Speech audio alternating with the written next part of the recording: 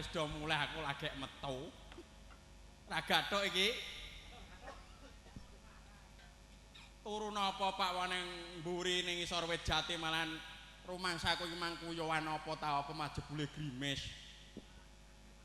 Ah nggih. Ora apa-apa sing penting cuman metu. Iya, Pak. Gara-gara bojoku lunga awak iki tambah nelongso kuwi jeneng tanpa kanca kaya penginan dan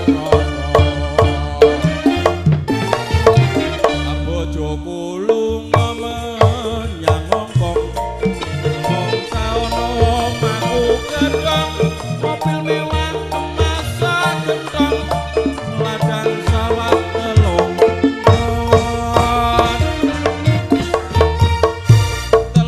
tahun bojoku bali takoni kok mong cuti ora gelem tak cedhaki tak sawang wetenge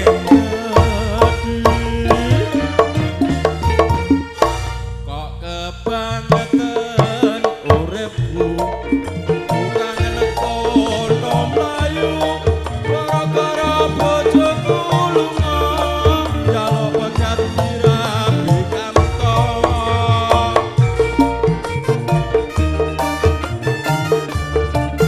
ayo Mbak tak busuki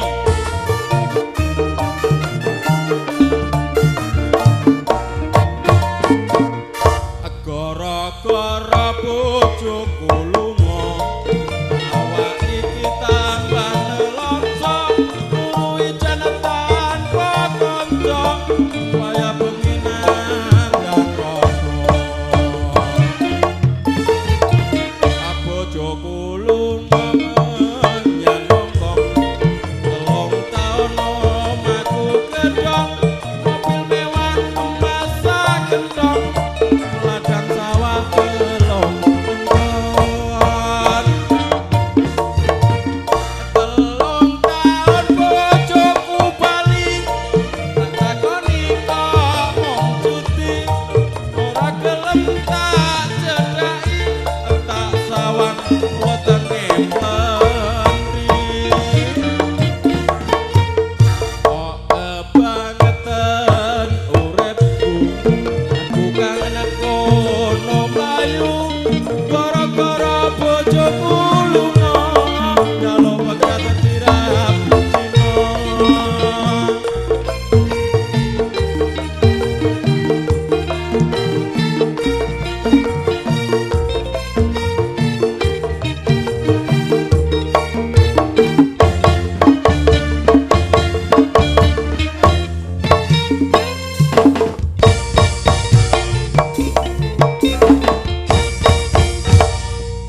Aduh, ayo Kol.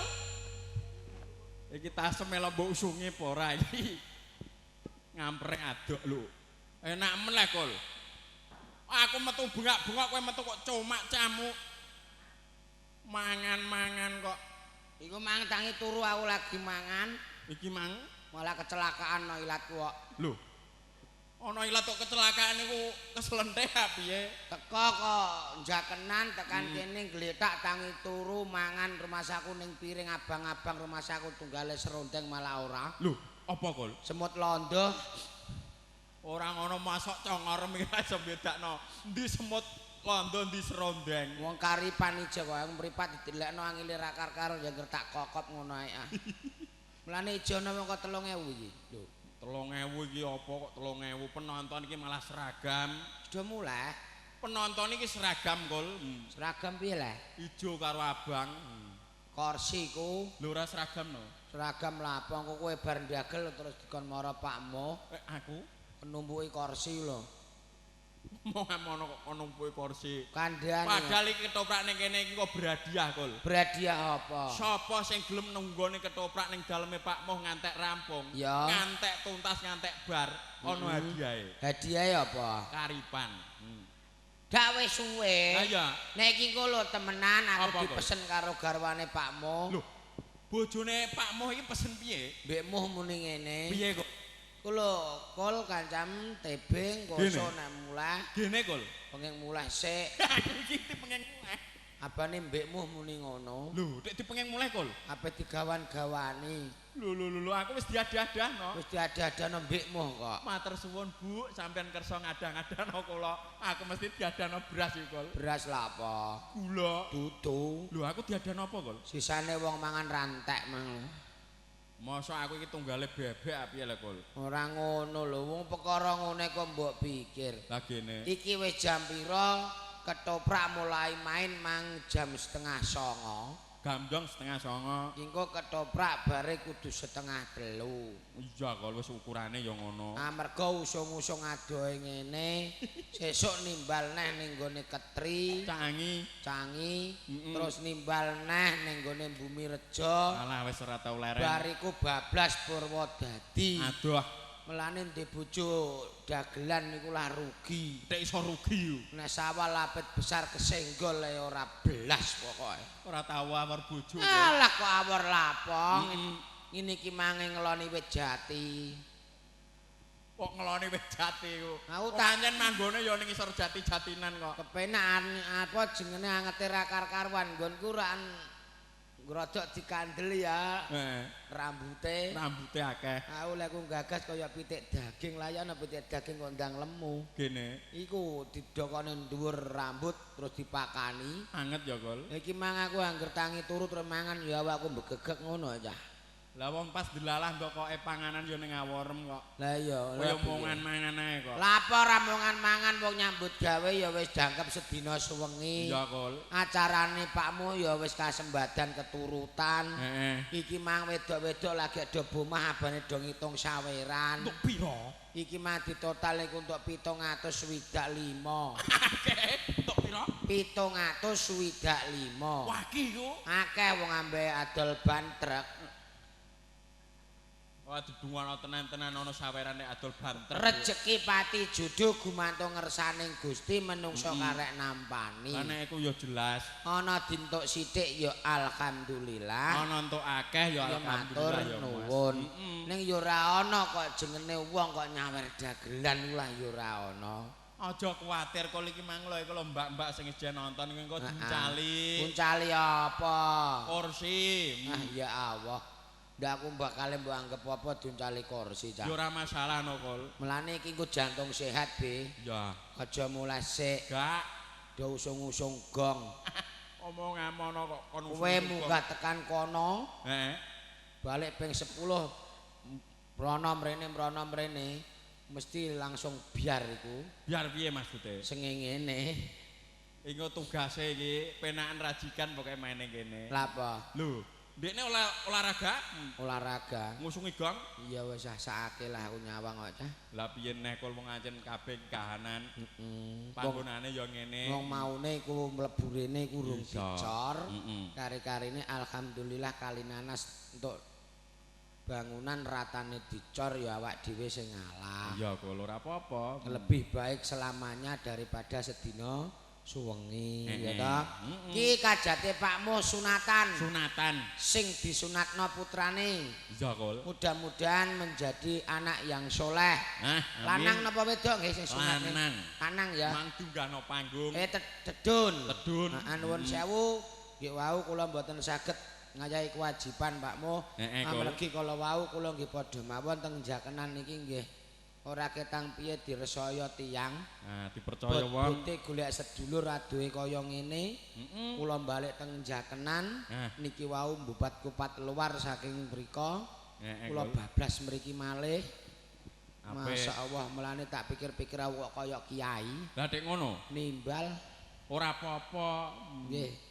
Sing baku Mas Sing baku piye Mas Dukul? Niki kula kekandan karo bocah sing disunatno. Sing disunatno mbok tuturi. Tak tuturi. Sunat zaman saiki kepenak, Be. Kok iso kepenak?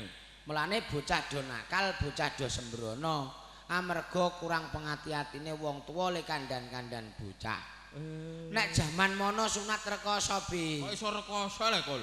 Aku sunat dhisik kuwi ora tek bocah bayi-bayi ngene iki ora. Lah sunatem. Sunat iku aku wis SMP kelas 2. Wah, wirok iku. Ora trima kaya tikus. Wedi iku kok. Wedi wis wedi. Iku cara dukune nyunati wah ora tedas. Lho sunat jaman mono iku ora enek kene nggone dokteran utawa ning nggone mantri ora enek. Ora ana jaman mono sunatku iki ning nggone dukun calak Jawa. Aku jek kelingan disunatno bapakku SMP kelas 2. Kul. Kelas 1 arep mlebu kelas 2. Wedi iku. Dipanjerno dukun sunat kok gragalan. Darah ndi kul? Yo Cak Wangi. Dukun sunat iku sedina nimbal ping 6. Wah jaman ndek mben urung ana iki. Tiba giliraku jam 9:30 bengi lagi tekan Bungas. Lah ngono ku simbok ana ku lemune lek kloro ati. Lemune mbok piye? Kol lem sunat iki gegeden kum kol kum. Apane simbok kum? Alam buat jam 3 wis tak kum ning baskom nganti bededek kaya. Simbok kum apane? Ya sing ape disunati iku ah. Ono am. Ngono iku ning baskom tak kum karo banyu setengah anget ngono mekrok kaya terong nek bar digodhog iku ah. Ngenteni dukun nganti jam 9:30. Kowe iku oleh ngekom jam pira, Kul? Jam 3 sore. Walah ngantek empuk. Wis ra trimo empuk ah. Ning ancen temenan, Be. Piye, Kul? 9:30 dukun sunat teko nggawa kantong mie lho. Kantongan pokoke ya. Kantong gwadah sajen. Ngono iku terus aku dilungguhno ning gone setengah jogan. Nek tengah jogan lho nyunat. Dukun sunat lusuk ning selakangan ketok celeng karo peso cukuran. Gak lara kok. Alah jaman mono kok lara lah ya dimpet. Lho ngono iku terus langsung ditambani jempolan ditutul kelak-lakan. Geteh mandek terus dibuntel karo godhong sura. Lho. Buntele kok apik meneh, Kul. Kandhani ben supaya ora kantil ditaleni lawe wenang. Ngono iku be aku nek perkara dikethoke ora mikir. Lah gene. Angger pajar. Lah apa? Walah kaya wong ape dipenjara. Kok iso iku? Tambane iku nganeh-nganeh kok. Tambane apa Sultan Lamit? Nek saiki ra Sulfani Lamit. SD. Terus jadi sempret karo Pati Rasa. Iya. Alah nggih ben iku sunatku rekoso be. Jamanem gene. Angger pajar iku wis mulai kudu lunga.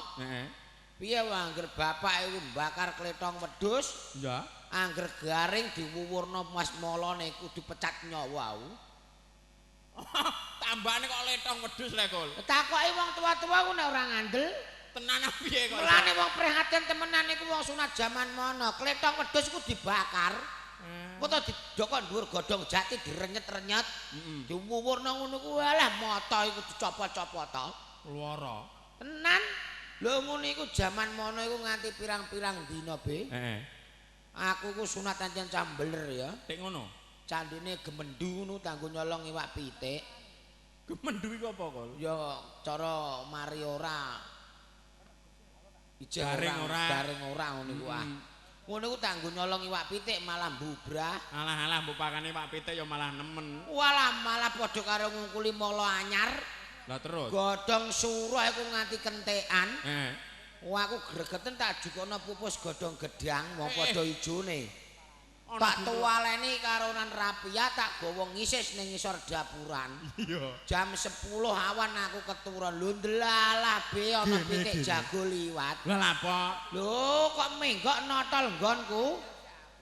Nek ditotol e, Kul. Walah malah dikai mripat kiwa tengen niku muandes ngono go kaya ndas kutuk. Menawa nggoneme dikira lontong menawa. Ngomong pupus godhong gedang arep. Lah iya. Mulane aku tak pikir-pikir ku sunat pisan ae kapok aku.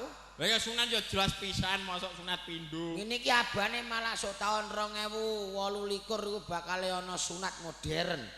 Kok modern nganggo apa? Nggih mben sunat nganggo peso. Iku zaman di mben. Sekarang berubah sunat pakai sinar laser. Nah, iku modern. Ora usah nganggo loro. Iya. Sunat langsung di sinar laser kaya wong ngelas. Kaya wong ngelas. Bergadak-gadak petot dhewe-dhewe. 2028 bakal ana sunat canggih. Nganggo apa? Ramalan pemerintah 2028 bakal ana sunat nggawa pistol. Mulai nyunati piye, Kul? Cah cilik-cilik kon nudo kabeh terus tembaki duar. Ya ana sing kena ndase, kena kupinge. Ana sunat nganggo pistol iku. Mulane ngancer-ngancer piye omongan. Wong sunat kok.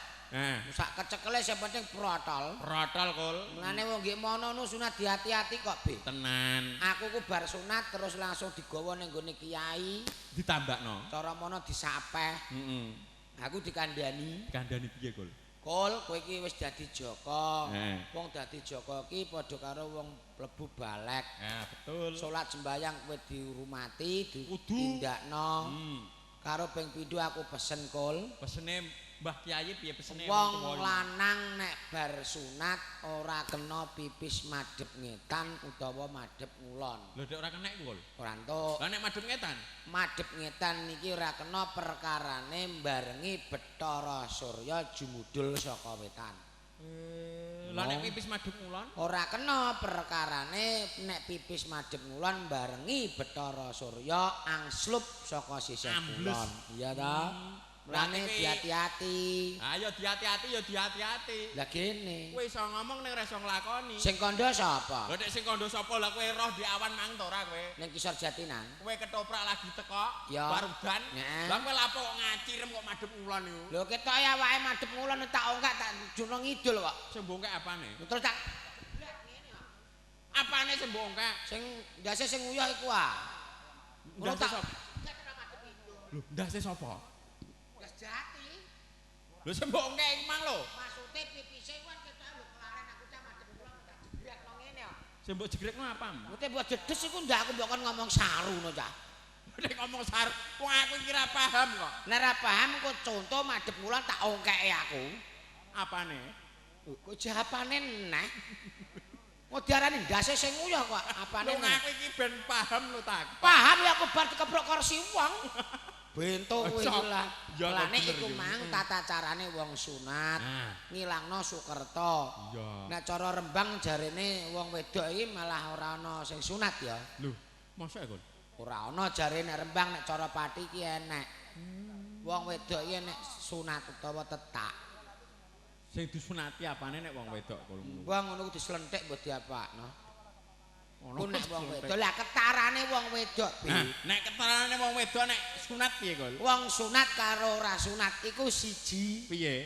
Wong wedok iku angger kalem guyang-guyu. Iku mesti sunat. Masa iya? Nek wong wedok iku mangkok galak. Tukang ngamuki wong, iku mesti gak sunat. Omongan. Wong wedok iku angger gak sunat mesti galak. Kok iso ngomong ngono, Kul? Bojoku lho ora sunat galak. Lah apa bojomu ora sunat iku? Lah kon sunat piye wong sediluk terus manak 5? Wake Kul. Galak Be. Ono anak iso akeh ngono kowe iki melok programe pemerintah apa ora kok iso. Kowe iku piye wong kesenggol jempolanku sikil ngene meteng arek. Omonganmu ora ono Kandiani kok. Bojomu kok metet meneh. Kok metet ku pedhot ta piye? Lah iku mangke senggol jempolan atik meteng. Lho kowe iku ora percaya. Kowe nggih inginane iku lho sing mburi iku lho guyokno wong. Lah nek ngono. Aku ku reje melu ketoprak siswa budaya. Zaman dik mben. Lah ngono iku teko tanggapan pajar-pajar lho, tak uncali sarunge lah meteng. Ora ono nek iku. Meteng ngono malah sak bulan metu loro. Sing kembar iku? Iya. Wedok-wedok iku. Wedok-wedok lho tak uncali sarung plek ngono meteng. Ala nek iku gak iso iku. Ora iso lah. Ono piye mbok uncali sarung nek meteng iku? Ya meteng ah. Ora ono. Ono. Kok iso iku lho? Lah tak uncali sarung kitutan aku kok. Terus mak krukep ngono terus metu loro iku malah. Iku jenenge mbok wori. Sarunge sik sing teko kok. Ya wis percaya. Ora ono anak sing kembar lho, Kul. Anakku kembar apik yo. Wedok-wedok iku aku nek dolan iku ora iso bedakno. Lho wong nek kok kowe wong liya wong aku pakane dhewe kangelan. Iku jenenge sapa anakmu? Alah wong pakane jenenge tukul ya anak-anak wong bungas kok nek prai penggaweane tetek enggak. Sing siji tak jengakno Nini. Jenenge? Sing nomor 2 tak jengakno Nunu. Lho, gampang ya kok jenenge? Iya anggere nyeluk bareng nurene Niknu ngono teko kabeh. Niknu Domara. Ya. Iku ketarane nggo napa, Kul? Lho nek aku kowe bingung mbok kon ngetarani kok, Be. Nah, iku lho sing iso rambute padha. Rambut padha dawane. Raine padha. Rai padha ayune. Dhuwure padha. Dhuwur padha bener. Awake gedene padha. Padha lemune sithik. Ning jarene mbokne kuwi ana titikane. Jarene bojomu nek ngomong antarane Ninik karo Nunu iku ana ketarane nggon kulit. Kulite. Berarti anak loro sing wedok kembar iki? Iya. Bedane ning kulit. Nggon kulit. Nek sing nini, kulite kuning. Lah nunuke? Ireng. Nunuke sapa, Kul? Nini. Sik. Anak rak kembar. Nini karo nunu. Bedane ning nggon kulit. Sing nini kulite kuning. Lah nunuke? Ireng. Nunuke sapa, Kul? Nunuke nini. Bingung oleh Kul. Lha tak jawab, Pak. Lah ya mbok jawab. Lah iya. Kalau anakmu. Anakku. Nini karo nunu. Iya. Bedane ning nggon kulit. Kulit wong raine padha. Lah nini kulite kuning. Lah nunuke? Ireng. Nunuke sapa, Kul? Nini. Jan nom-nom nek malam Minggu niku do apel nang omahku niku do nggawa montor mbreguduk kaya wong kampanye niku sing digoleki ora ninike. Sing digoleki nunuke. Nunuke sapa? Nunuke nini. Nganti aku ora uman.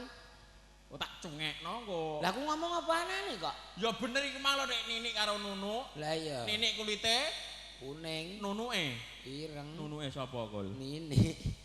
Kok mbok takoki suwengi ya model iku terus abe? Lah nek ora lho wong anak arek kembar. Mulane banyak anak banyak rezeki. Jare wong ndek mben. Saiki ya semono uga, Mas. Ngono ya. Anak bukan menjadi musibah tapi anak adalah amanah atau anugerah dari Gusti Sing Maha Kuwasa. Betul. Ya toh? Mudah-mudahan melane Pakmu takoni luar biasa. Luar biasa tamune banyu mili, Kul. Walah sedina mang mepet, sesore mepet. Tenan. Ya untung Pakmu sing diundang kok ora wong bloko. Lho, sing diundang sapa neh, Kul? Udan barang dipunjung ngono nggih mau. Udan ora melok. Lah nyatane ya gelem teko rene kok. Udan iki ora kena dijaluk, ora kena disuwun, ora kena ditolak. Tekan mbagan menggok ngetan ning pinggir jembatan kene mang. Gores banyu mili rumah saku montorku kentir arek. Tak buas 300 swidak ngak lang klepek. Ana montor kok mbok gas 300 swidak gase piro? Banget banteri lho. Banter ya ora tekan semono, Kul, omongan. Mulane banyak anak banyak rezeki. Contone kaya kula. Nek kowe gene. Aku ku duwe anak lanang kondang iso mbahagiakan wong tuwa. Lha iki lho. Lanang hati-hati, Mas. Sing barep iku, Kul. Anakku mbarep jenenge Galentos. Totok ngene golek Galentos. Lah wadanane Galentos kok. Iku wis iso ngundangno jenengku sak Kabupaten Pati bahkan Rembang sisih lor doro kabeh. Mulai Kaliori, Batangan, Mengulon. Gara-gara anakku lanang jenengku terus kondang. Berarti anakmu pinter ya. Pinter lapo? Lha iku mantek iso ngundangno jenenge wong tuwa. Lho ceritane ngene, Be. Ceritane piye ceritane? Maune iku SMP. Kelas 1. Tak tukokno montor Yamaha Al-Fatihah. Alfa kok ana tekah barang. Digenti? Ya Alfa. Tak tukokno montor Alfa ra gelem ngenggo. Montor gletakno ning benggangan omah nganti dienggo tak apa pangkringan pitik. Terus aku di SMS. Bocah gaul saiki mbok tukokno montor sing elek-elek emoh, Kul. Yah. Montorku genti ya. Wih, kowe di SMS mah kondo. Bilang sirahku ketoprak urung wayahe main. Njaluk ganti motor, aku tak perintah bocah nang kene Kangmo. Rene. Anu ya Pakmo, ning daleme Pakmo. Delalah aku untuk duit kome Pakmo. Tanggo DP motor. Apa anjuran patanggon mbok biro tak kelumpukno, totale untuk duit 15 juta. Mbok tukokno motor apa kok? Tak tukokno motor zaman saiki Satria F. Buanter. Tenan buanter tenan, Be. Motor iku buanter kok. Esuk tuku ning dealer, awan motor diterno. Walah, anakku teko sekolah motor dijajal buanter ngeng. Alhamdulillah gene nendang bae mati. Kowe duwe anakmu. Bener nek wong ngono iku ketoprak rung main tanggaku do mara ana sing gawa rokok, ana sing gawa beras, gula. Walah ora usah tuku nganti iki jeh berase. Iku sing didendang nek mbae lanang. Mbae lanang iki berase sesuk nek entek ape tak kandhani. Mbok kandhani piye? Ijeh mbah wedok ndangsan tutukno udak ngono. Duwe wong tuwa ngene kok iso anake le. Lho terus sesuk aku diparani polisi. Walah diparani polisi wong kowe iki wong tuwa kok ora iso ndidik anak. Lho lek ndidik piye bocah wis pinter iso kuat nendang bae kok. Kowe kali nanas mengalor mengi ngidul nek ana tak tukune bocah. Yo ora ana duwe anak kaya anakmu niku. Ya nendang bae ngene berase karek sithik, sesuk-sesuk ora ana sing diliwet mbah wedok takon bablasno. Lah iku bojo msan kok nendang. Somben-ben nek wis tuwek ah. Omongem kok. Jana mek. Bae ditendang kok bangga iku. Anak iku ya ngene iku lha alhamdulillah aku digawa ning kantor polisi malah ditukokno sego polisi anggere esuk setum awan setum sore setum. Lah kowe iki dipenjara kok seneng ya. Heh? Kowe iki dihukum. Lho dihukum ya untuk kon adus. Ya entuk. Mangan diteri. Lah ancen yo nek dipenjara ya ngono kowe kok. Ngono iku lek rokok entek dikeki. Ah lah wong dipenjara kok. Nek ora nyekel dhuwit blas, Gelem neh piye tak terno-rono. ora kudu padhok lemut nek bengi. Lah iya kok. Mulane iku jenenge panggula wentayana. Panggulon wentahe wong Tuwa tuwa perlu terhadap anak kudu diati-ati. Zaman saiki kenakalan remaja menjalar sampai di mana-mana. Semakin menjadi kul. Oh ya iya, contohnya kaya ngene iki mang. Piye Mas? Pak Muh wis nedune putrane, mudah-mudahan sengkalane iso ilang. Karek apike, karek slamete rejekine padha wae banyu mili kaya dene udan sing ditekakno awan mau. Tenan kul. Mulane bocah ditumpakno ndo, ben supaya munggah sikile, njukuk pakaian ning dhuwur ki ateges sandang pangan manggon ning dhuwur. Ning dhuwur bocah ben kreatif kok ngisor gelem munggah ndo ben iso njumuk sandang pangan. Ngono iki cara Rembang ijana tedun. Iya kul. Cara nggon aku wis ora enek, luro barang ijane tedun. Ya angel kono kul. Nggon aku gak enek. Bar yo bar. Yo nek bar yo bar wong jenenge wong Jawa iki aja sampe ngilangno Jawane jarene kok. Lho pitungan Jawa kudu ngerti wong aku sak mlakuke kanggo pitung Jawa kok, Be. Kowe iki lho melane kena ngapa tukul saiki kuat gawe ketoprak dhewe. Lho. Ngono berarti nganggo hitungan Jawa iku. Nganggo hitungan. Awak dhewe wong Jawa aja nganti lali Jawane. Kok brak-brak. Lah melane kowe brak-brak ya ana yaene kowe iki dadi dagelan klemet ora. Tenan kok, Kul. Tak kei contoh. Contone piye? Wong Jawa aja nganti ninggalno tembung panca panyangga jiwa. Apa iku? Lho ora roh nek kowe. Gak roh aku. Panca tegese 5, panyangga tegese cagak, jiwa tegese awak. 5 cagake ngawak kudu dienggo paugeran wong urip ning alam donya. Lah 5 kuwi mau apa kabeh? Apa Kul? Nek wong Islam dienggo panutan ning alam donya Al-Qur'anul Karim. Nek wong Islam. Nek wong Kristen kitab Injil. Iku wong Kristen. Iya, sing dienggo patokan, dienggo hidup ning alam donya. Lah mergo awak dhewe iki wong Jawa, kudu nganggo peranatan Jawa, ngopeni kitab Jawa. Kitab Jawa apa, Kul? Kitab Jawa jumlahe 20 sing disipta karo Nan Bapa Aji Saka. Jaman ndek mben. Jumlahe 20 sing kenek diwaca, sing kenek dienggo nulis. Iku apa, Kul? Hana Caraka Data Sawala Padha Jaya Nyamaga Bathanga. Kuwi aja dienggo sepele. Peh ketoke huruf Jawa, ning kok sapa wonge gelem iso maca huruf Jawa. Kok ngisor nganti munggah ping 3. Iku piye, Kul? Sebulna ning banyu iku mang insyaallah kenek dienggo nambani bocah lara. Berarti kita Ngata Bagama Nyaya Jada Palawa Satada Karacanaha. Ping 3. Sebulna ning banyu putih kon ngombe karo nan bocah sing lagi awake panas. Insyaallah iso mari. Kul. Lah iki panca panyangga jiwa. 5 cagake awak. Jukuk kok ngarep ae. Sing apa, Kul? Hana Caraka. Hana Caraka. Iki aja diwaca tok kuwi ana karepe, Mas. Apa arti? Ana artine. Oh. Ayo manembah marang ngersane Gusti kang murbaing dumadi. Awak dhewe bersyukur nek ana sing gawe, nek wis digawe kudu bersyukur karo sing gawe.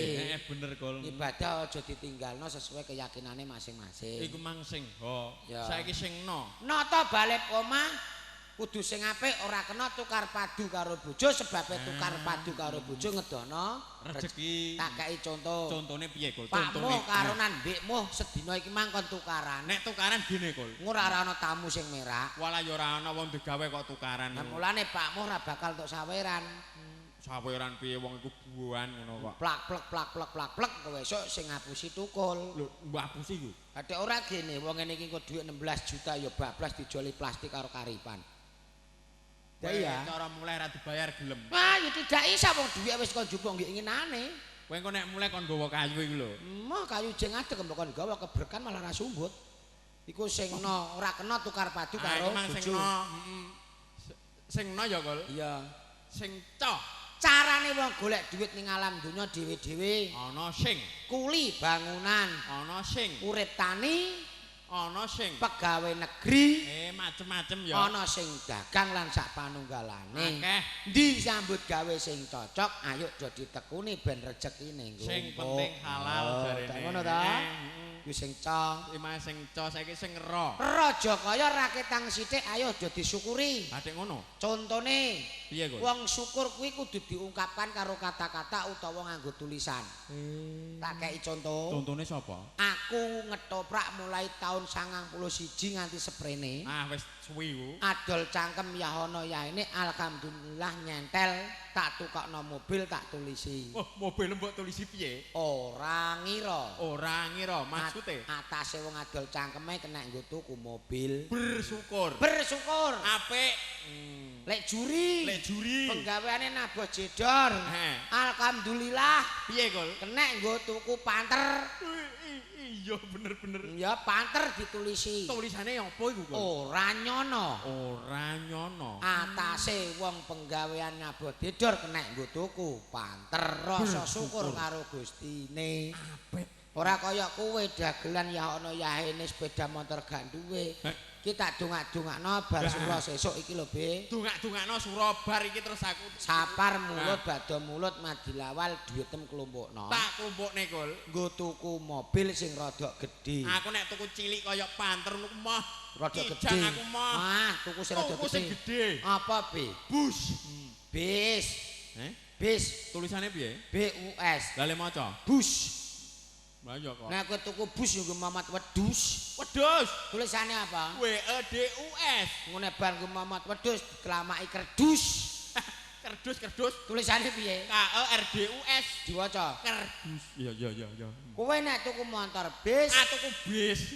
Omah Purwodadi. Heeh. Prai ngetoprak nggo ngompreng. Gathuk kol iku. Bis ngarep tulisi. Kocone ditulisi kol. Nek aku ora ngira. Nek lek juri ora nyono. Tulisan bis sing gedhi. Tulisane piye? Ora klakon. Ora klakon. Kok elek meneh kol. Lah lek klakon piye wong anggere bayaran teh?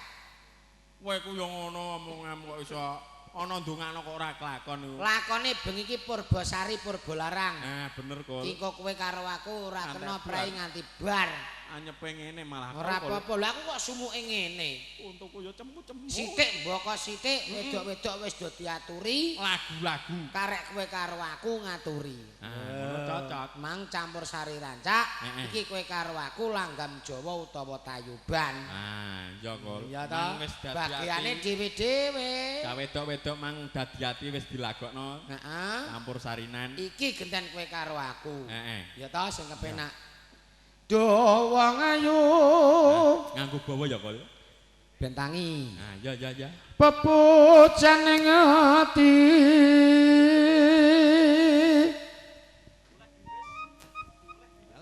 Kaya ngene wong nandang asmara.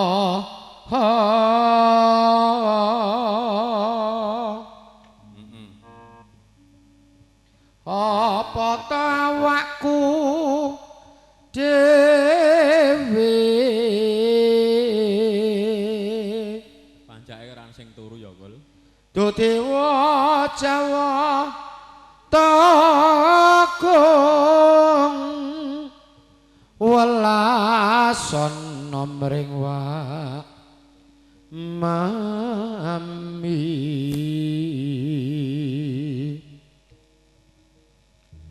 besok kapan katekan jejer lan wong ayu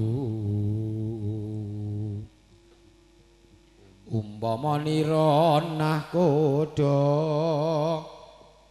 tanpa prau sasat sarah den jala atri nyidam sarias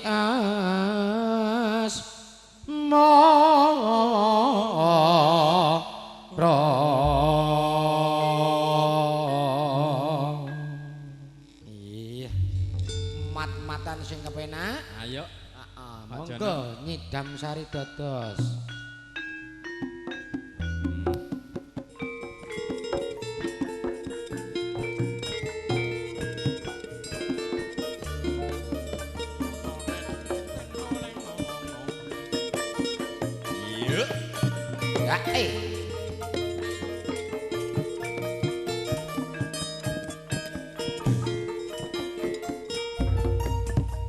nginang karo ngilo umpama sliramu sekar melati aku kombang idang sari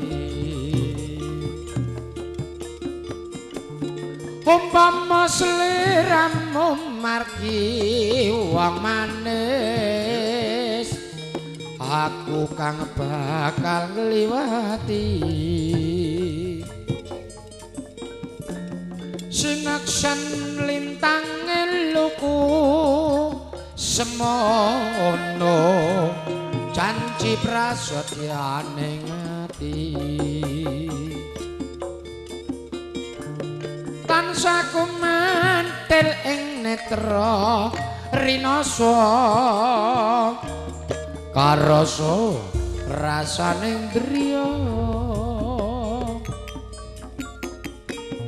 mitra sajagat raya kalingana ukir lan samudra nora ilang manise aduh padit ati selawase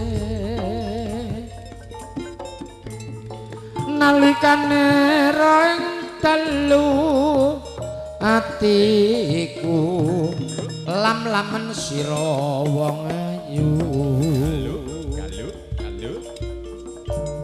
nganti mati ora bakal lali ngapae lintange mlaku sinareng cahya laras sugeng amedhang-amedhang nyidam sari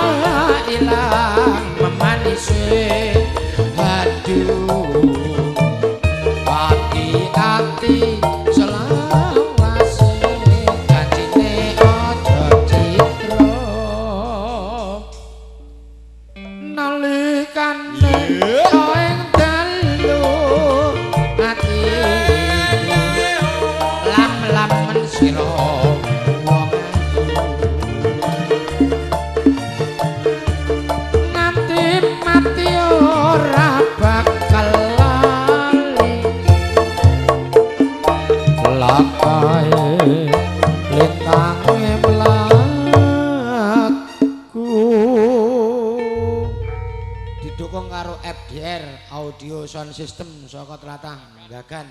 Ki nek ngalor pira, Jung? Karek kowe kok kowe. Tak kaya anggaran 12 kowe siap? 13. Montore men nunutno montorku. Ora apa-apa 13 kol. Nggon ngene iso suarane penake ra karuan. Pokoke son iki apik. Nomor teleponku catet ya, tapi sondakene lho jope ora saiki lho. Ah, suwe men kol. Besok kapan? Besok suro. Lah iku rak sone sedeng ana sing rusak. Ya timbang aku nggih diamuk jan ora karuan perkara njaluk mundak kok. Aku ape dikepruki nganggur lah. Ketoke FDR Audio. Tahun 2017 nyedeke panjang umur angger gelem 12 ya le ya ngalor terus ya. Penawaran setengah-setengah kol. Setengah-setengah lah apa? 250. Lho iki sing duwe son kowe apiye nek mbok putusi? Ala wong ketoke ya ben genah ngono lho. Iya. Gua aku nomorku catet ya, Jong ya. Nah, nomere Tukul ganul-ganul mapan. Ora sing ning ngarep iki nomere Pak Tukul engko samu dosok ning bungas sae. Betul. Sasi sawah lapet besar, aku yakin 3 bulan nek apite sok ndakene karek di bolongan 8. Tak dudono. Iya. Kita siap-siap sonem doko nggonku ben darahku wong sugih. Wong sugih. Iku ndek son barang. Ora trimo son. Lho angger son gelem manggon ning nggonku, truk manggon ning nggonku kabeh, panggung ning omahku kabeh.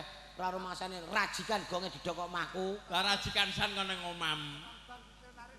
Lah kira-kira pegawe bang mara wis tukul ndek sembarang dengah. Lah rajikan pasang omam tukono kerangkeng rajos kol. Masa munyuk apiye kok?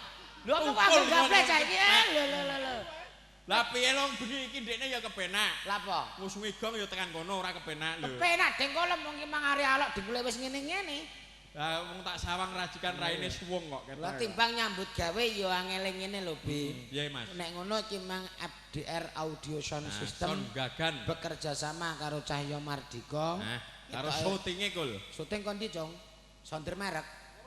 Ana syuting kok sonder merek iku. Biasane tukang syuting ku kaose ditulisi iki uga ana berarti syuting sonder merek. Pira? Kondi le? Koro. Wah, son koro iki mangkol. Syuting koro. Gelem 350 kowe. Gagenan? Ora. Son kok anu syuting kok 350. Perlu kekancan antaraning son, antaraning syuting ketoprak.